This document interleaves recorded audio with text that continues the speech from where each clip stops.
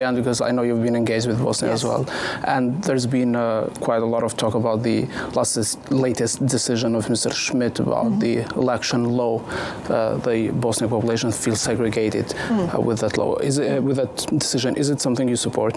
The German government supports? We fully support the High Representative, Mr. Schmidt, and I also would like to remind you that the first times that he used the bond powers in the lead up to the elections, that was really, really necessary because if he wouldn't have mobilized the necessary funds for elections and passed the integrity law for elections, then I think it would have been very unlikely that these elections could have taken place. So we see in the political institutions of Bosnia and Herzegovina, unfortunately before the elections, we've seen a lot of stalemates that blocked necessary decisions from being taken. And I think it's really, really, really important that now after the elections we have a government structure in Bosnia and Herzegovina that really allows for the necessary decisions to be taken. I think the citizens really deserve this. No, I mean, I went there before the summer break, and it was really. I mean, if you speak to young people in Bosnia and Herzegovina, they want to stay there, but right now they don't know if they have a future in the country. So they need a government that is capable to act and to actually bring jobs, bring social development, bring reconciliation, and you think this will help? This decision will help?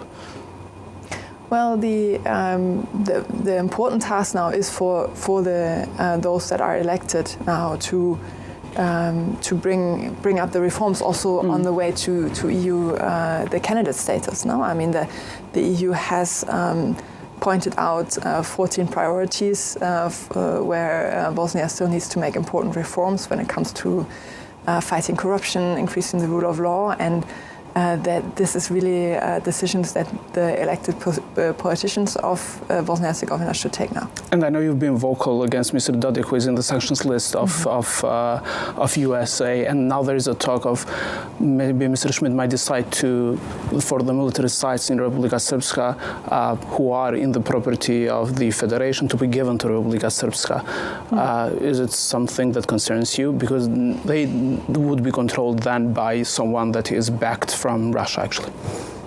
Well, the behavior of Mr. Dodik is really very problematic in the past years. All this talk about secession that doesn't really help in engaging for a constructive and peaceful future for the country. So we've made our position very clear. Germany is currently withholding funds also to Republika Srpska. We have been very vocal about sanctions as well that didn't find a majority in the European Union, and I really hope that also the civil society in Bosnia and Herzegovina really manages to overcome these tensions and find a way forward that is really respects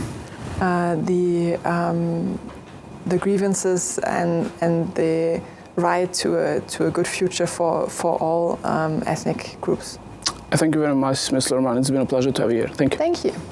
Do të kemi pas pak me rubrikat tjera. Qëndrojmë.